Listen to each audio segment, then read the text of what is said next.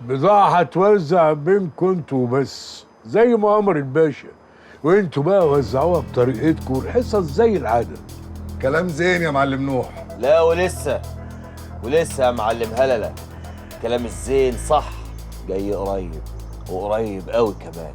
عايز تقول ايه يا براء؟ الباشا قرا الفاتحة على أفندينا. الواجب ده بقى بعد إذن الرجالة يلزمني، ده طار وبايت من سنين. ألف بالله نار عند أفندينا يا براء. عشان كده أنا جمعتكم النهاردة.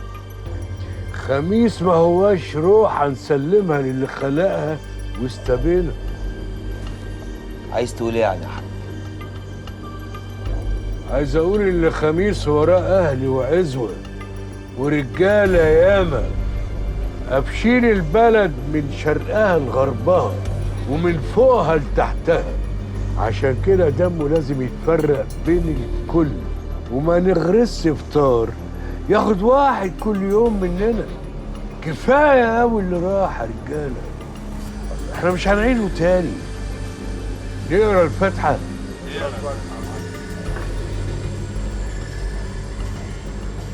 آمين. انتي مش هتحرمي ابدا، مستغنيه عن عمرك. اسكتي لحسن حد يسمعنا، ان شاء الله كلهم يسمعونا. ارحمينا بقى، كفايه اللي احنا عملناه. اتفقت مع الواد رزق يخلعنا من هنا. رزق ايه بس وزفت ايه؟ ما الظابط قال انه هيلحقنا. ظابط ايه يا خايبه؟ احنا طول ما احنا مرزوعين هنا ما حدش يعرف يوصل لنا. الظابط ده لازم نروح له لحد عنده عشان يعرف ينقذنا. طول ما احنا هنا ما حدش يعرف يوصل لنا. بطلي جبن بقى. لا يا ستي، ولا انا مش مستغنيه عن عمري. خليكي انتي براحتك. امشي امشي.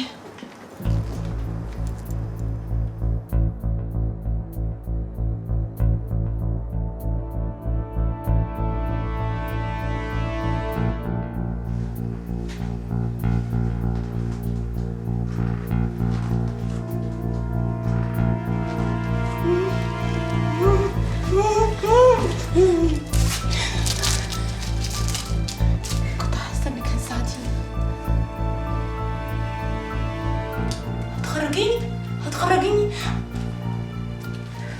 هتخرجيني ازاي؟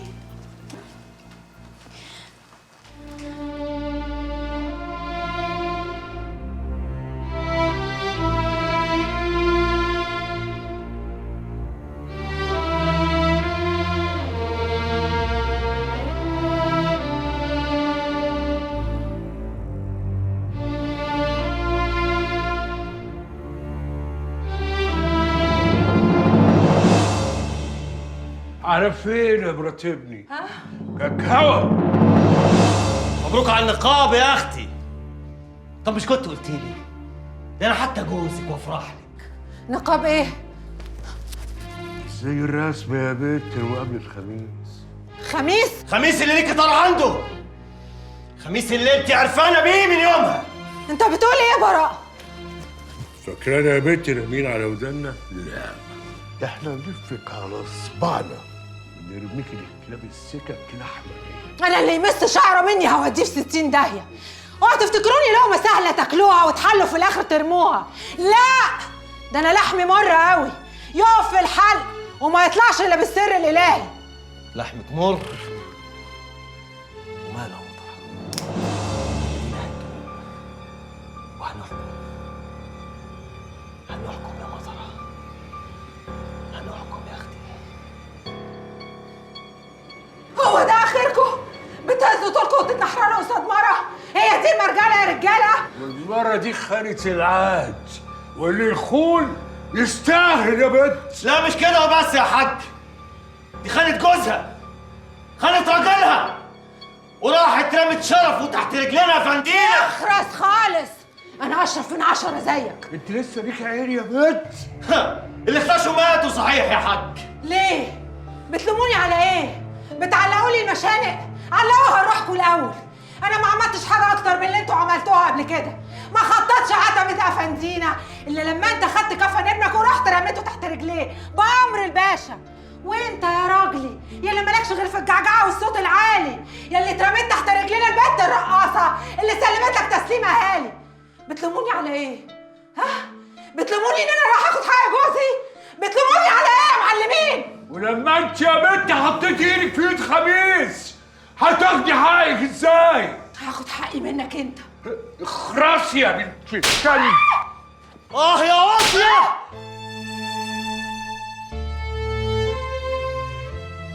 الجريمة تمت في منزل المتهمة، وطبقا للثابت في تقرير المعمل الجنائي بعد المعاينة اتضح ان في عدة طلقات وجهت للمتهمة موكلتي سابقة على الطلقة التي أودت بحياة المجني عليه.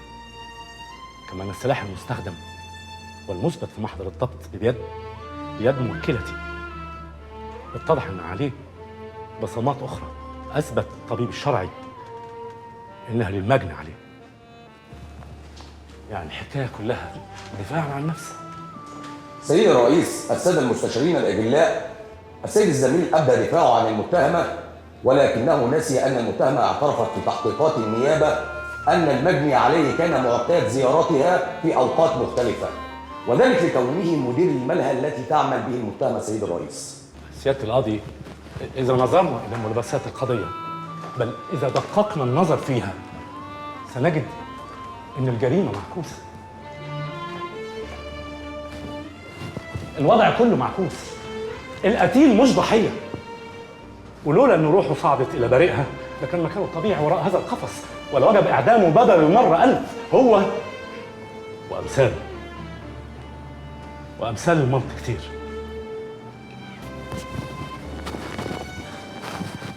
في زمان جملة بتقول كل ما تتزنق اقلع. وفعلا مع الوقت ما بقناش نتكسف من حاجة ولا من حد.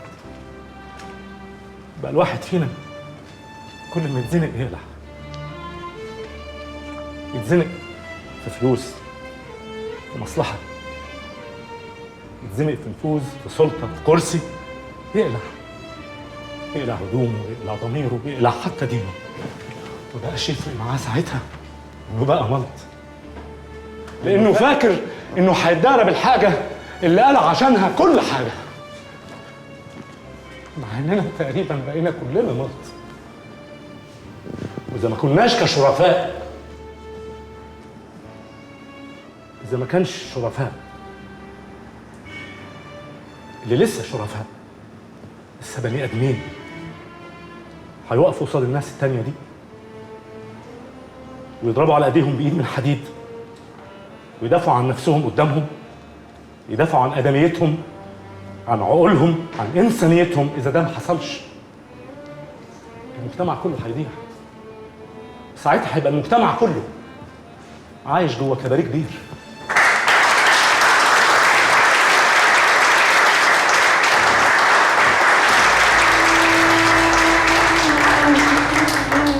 لذا التمس من عدالة المحكمة تغيير الوصف والضبط المقدم من النيابة من قتل مع سبق الإصرار إلى قتل عن طريق الخطأ دفاعا عن النفس. معالي المستشار جاء بأقوال الشهود وثبت أن المتهمة كانت تقوم بتهديد المجني عليه أمامهم جميعا ولا أكثر من مرة. حصل يا رمانة ولا ما حصلش؟ رد يا رمانة. سيادة القاضي، أنا بعترض على هذا الاتهام الموجه من النيابة. اعتراضك مرفوض يا أستاذ. اتفضل. أنت يا رمانة، أنت هددت المجني عليه ولا لا؟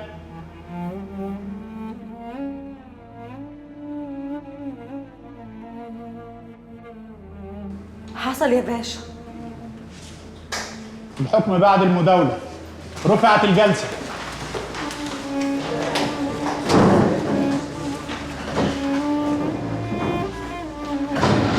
ليه يا رمان؟ ليه؟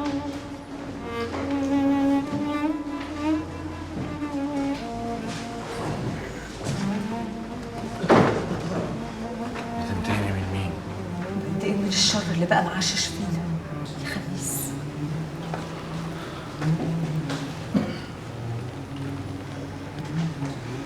أنا جيت لك كتير عشان أشوفك. وانا خلاص ما بقتش عايزه اشوفك.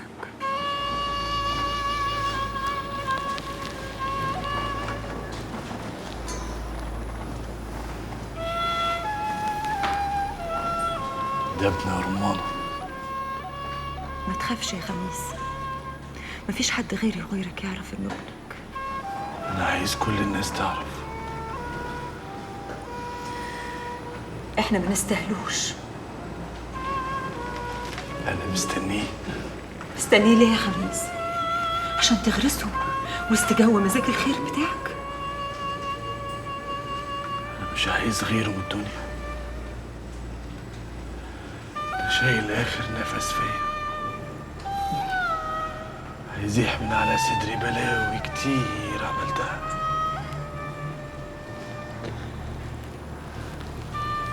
خليني امسح بيه ذنوبي واشطف روحي جواه. لا يا خميس، مش هتشوفه. مش هشوفه يعني ايه؟ ده ابن يا رمانة. اثبت انه ابنك وبحارب عشانه. هاخده بالعافية يا رمانة، هاخده بالعافية. محكمة!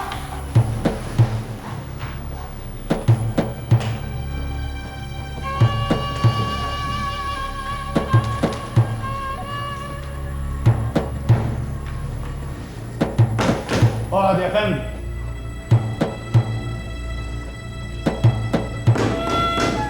اقعد يا استاذ.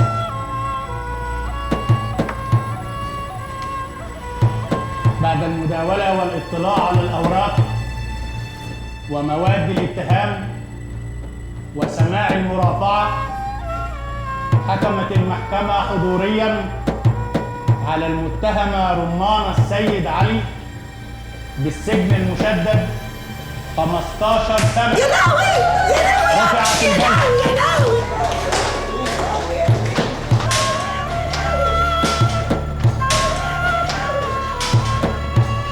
يا رمانة وهاخده بالعافية.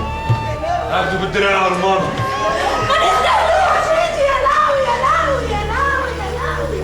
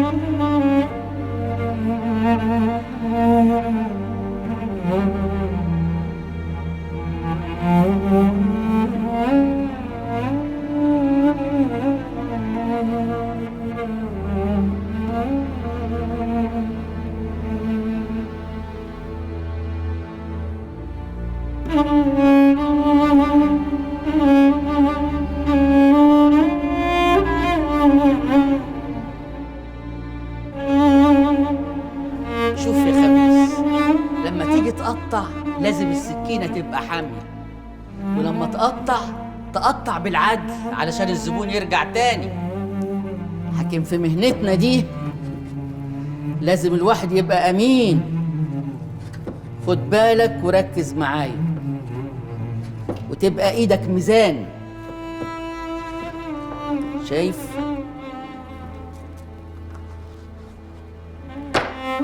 وريني كده.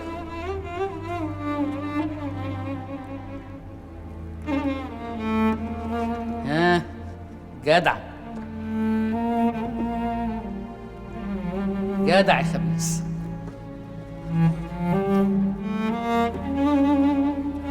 عايز العيال يقولوا عليك ابو دمعه؟ اقف عدل كده واصلب طولك وامسح دموعك دي. انت راجل ابن راجل، ولما حد يضربك بسكينه اضربه بالسلاح، فاهم؟ يلا. في شغلتنا دي يا خميس السلاح لازم أن يبقى حتة منك، لازق لزقة الجلد على العظم، وطول ما هو في يدك الناس هتعمل لك 1000 حساب.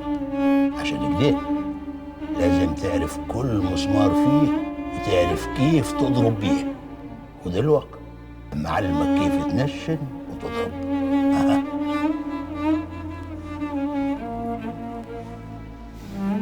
ايه ها، بس كيف؟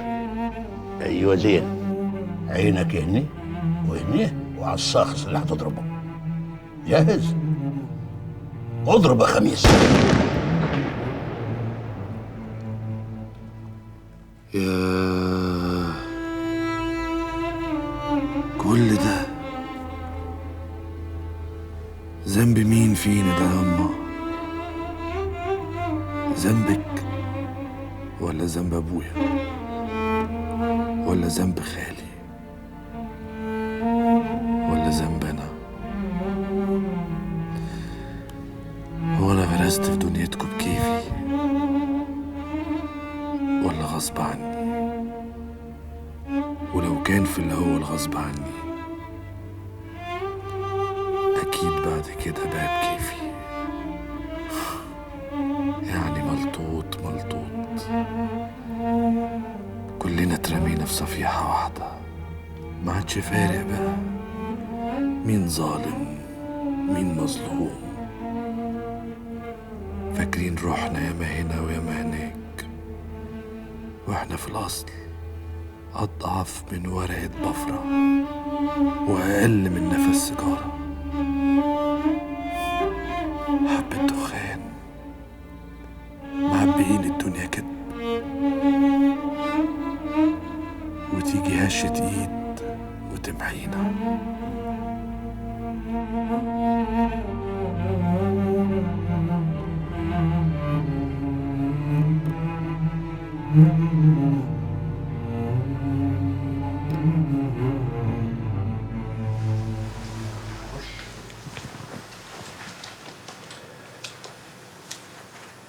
قمر، النبي كان نفسي أبخرك قبل ما تنزل. صدق اللي قال القالب غالب. أنا قلبي مش مطمن المشوار ده شو. بالعكس، ده المشوار ده بالذات لازم يكون قلبك مطمن. هو انت مش ضميرك كان ناقح عليك عشان متخاصم مع أفندنا؟ اديك رايح تقابله وتاخده في حضنك وتصلح اللي انكسر. تصلح اللي انكسر؟ خليتك على بعضينا شو؟ انا حطيت ايدي في ايد ألد اعدائه، ودي مش سهله اللي زينا. انسى ازاي ان خميس ده في يوم من الايام كان في مقام ابني، زي ما هو نسي في يوم من الايام انك الخال وعينه زاغت وبص على مراتك. حبيب قلبي، عايزاك ترجع لي راسك مرفوعه لفوق، تغرف على قد ما تقدر من حقك عنه.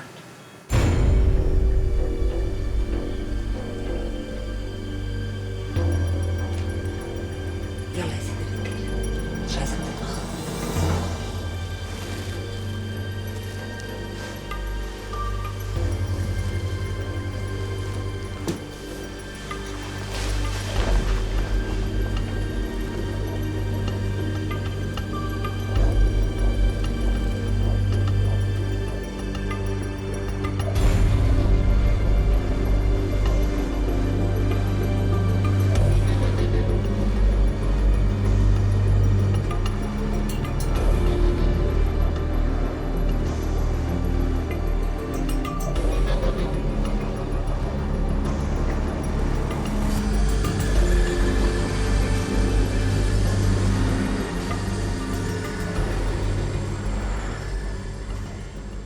أنا فهمت أبو سنة ينفذ إزاي، وأول ما يصدق يغدر بيهم هما الاتنين.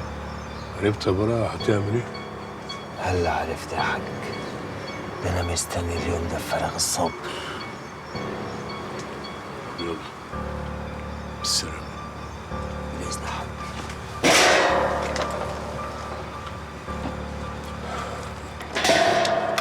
براءة. أيوة يا حاج.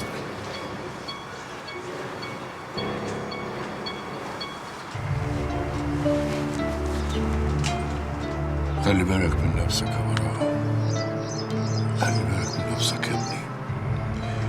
كفايه عليا قوي خسارة واحد، فاهم؟ متخافش يا حاج، متخافش. مع السلامة.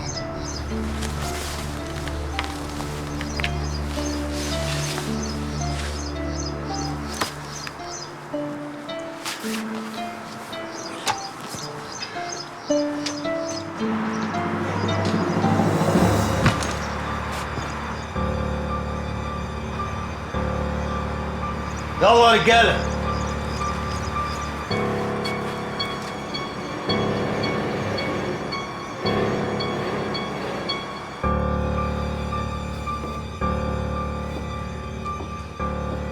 أنا عايزك تعتبر السفرية دي استجمام، راحة بال، عشان نمسح كل اللي فات ونبتدي من أول وجديد.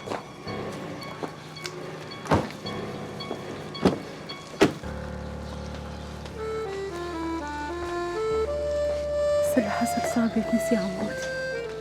مفيش حاجة بتتنسيش، كله بيتنسي. تفتكر انا هقدر انسى اللي انا عملته؟ لما تحسبيها صح هتكتشفي إن كان لازم تعملي كده.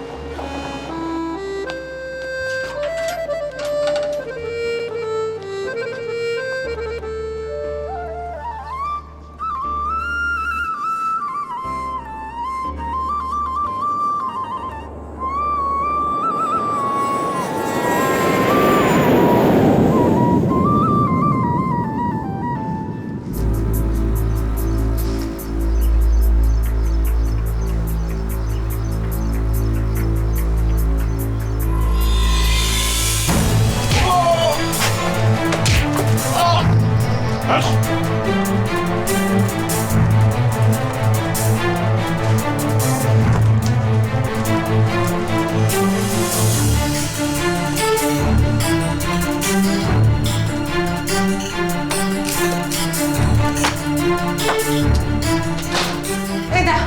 انتوا مين؟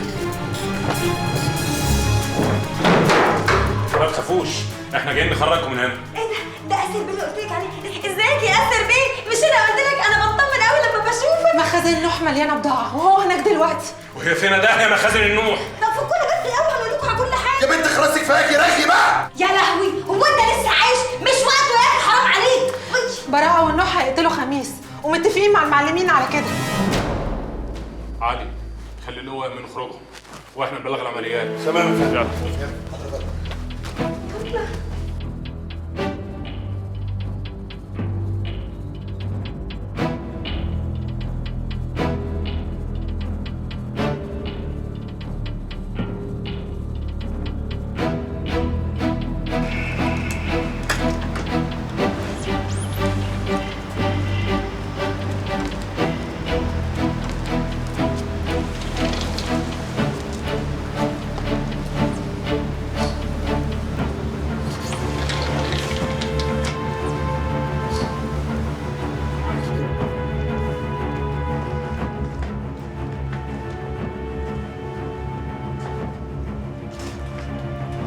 على فين يا شوق؟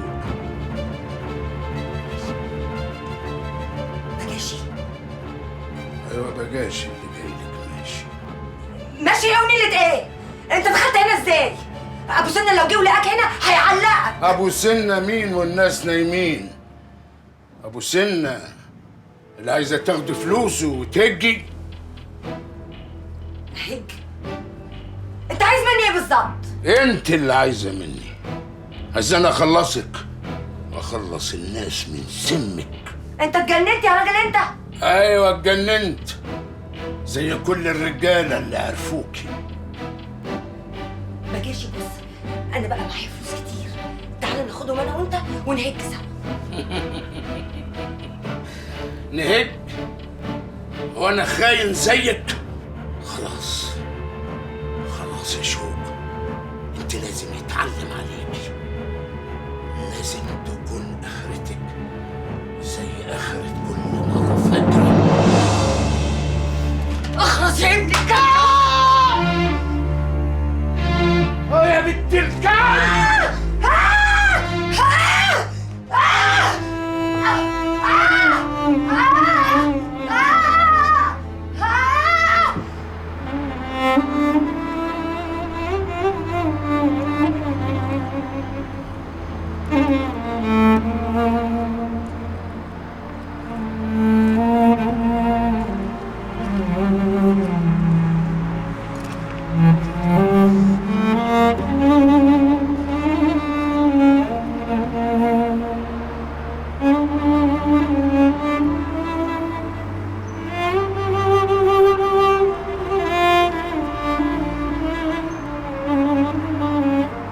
هتصدقيني لو قلت لك اني شايف في عينيكي ولادي الاتنين.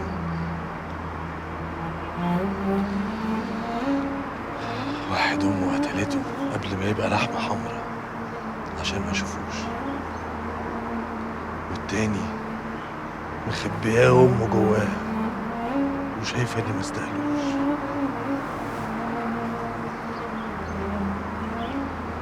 ياه، أول مرة أحس بمرارة الوجع من غير صوت. تاريكي شايلة كتير أوي يا كرامة، مسجونة جوا سكيتك وإحنا مش حاسين بيكي.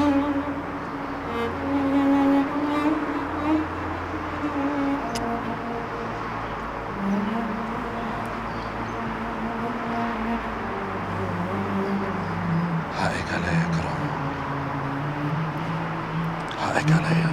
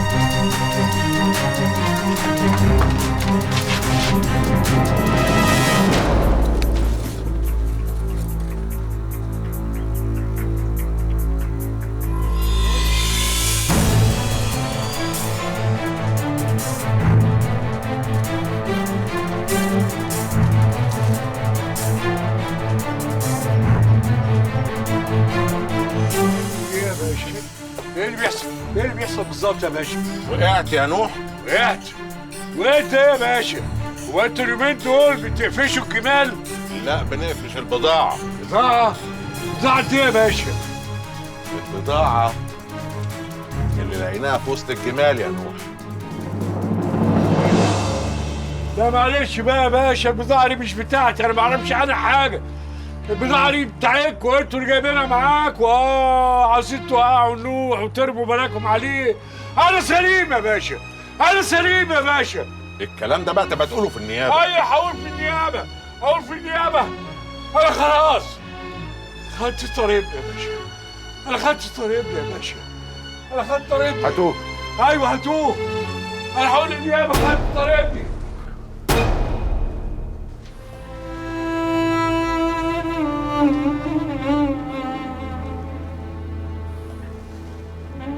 دلوقتي بتقولي لي روح لها تاني؟ دلوقتي بتقولي لي ابنك اللي في بطنها ما رضيتيش بيها وهي رقاصه بتحبني، انما راضيه بيها دلوقتي وهي محبوسه وبتكرهني؟ ده عوض يا ابني، ربنا قسمهولك، وكل شيء بأوان يا ابني. بزياده بقى يا أما، بزياده.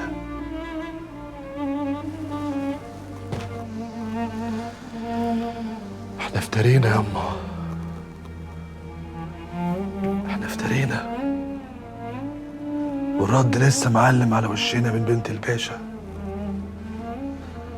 لسه مكويين بنار الضنا اللي راح قبل ما تشوفوا عيني، وقبل حتى ما تلمسوا ايدي، وقبل ما اشم ريحته.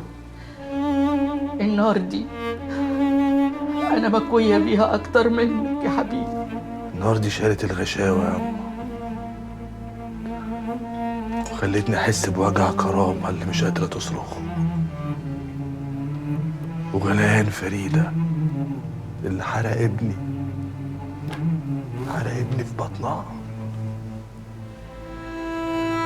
وظن رمانة اللي وقفت للدنيا كلها وقفشت في حتة مني جواها.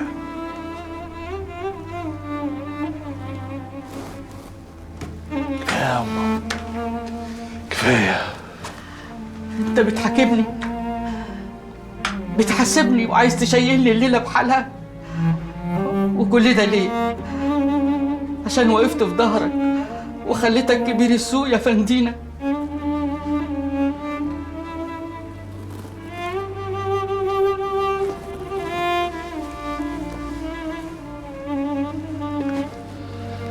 أنا نفسي أعرف قلبك ده إيه؟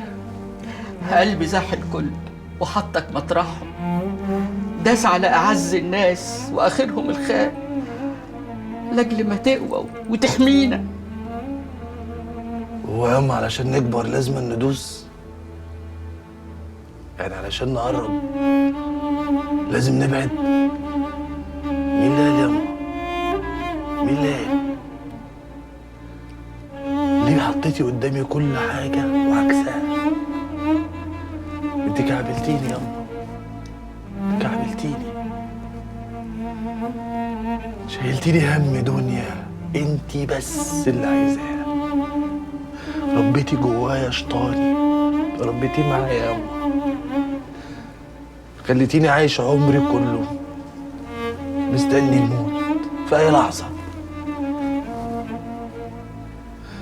كنت سيبيني يا أما أعيش زي أي حد، كنت سيبيني أعيش زي أي حد، هيموت برضه، بس بعد ما يكون عايش يوم واحد من غير خوف. ليه يا أما؟ نزل السلاح، نزل السلاح ده الخال. افتح الباب بسرعه. الحمد لله على السلامه يا خال. الحمد لله على السلامه يا خال. الحمد لله على السلامه يا خال. الحمد لله على السلامه يا خال. رجع الحمامه، رجع الحمامه. الحمد لله على السلامه يا خال يا حبيب قلبي. الحمد لله على السلامه يا خال. الحمد لله على السلامه يا خال. انا اروح ابلغ افندينا بسرعه. الخال رجع يا افندينا.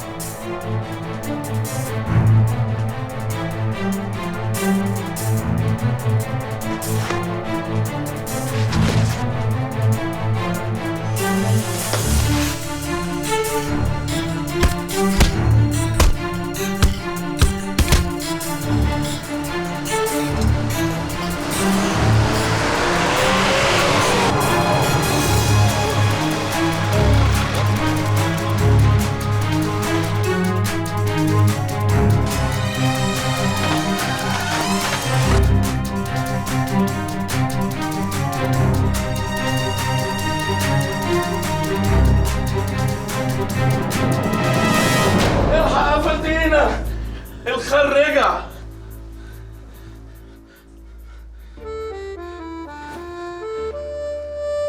الخيل يا أمه، الخيل بره. زوز. أيوة يا حاجة.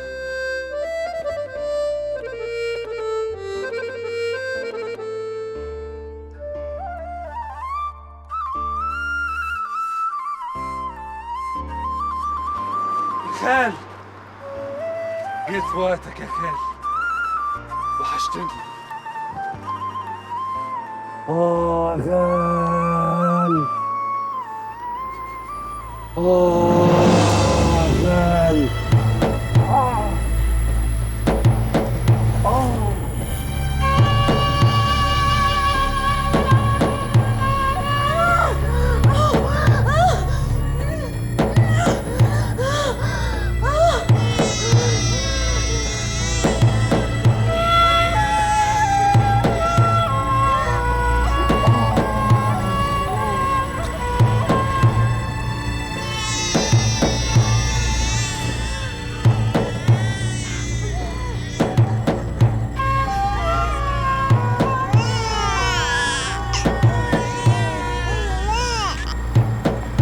يا خال. يا خال.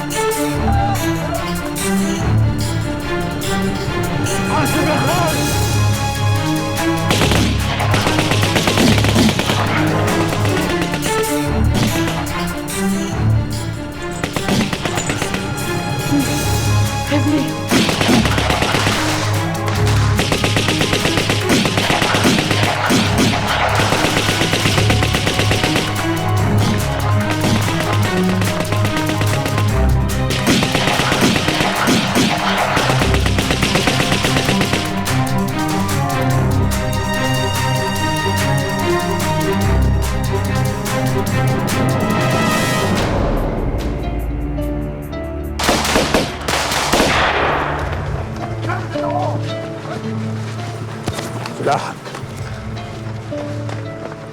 خلاص خلصت. تخلص يا باشا، مش مهم. المهم ان انا شفيت غليلي وخدت طار اخويا.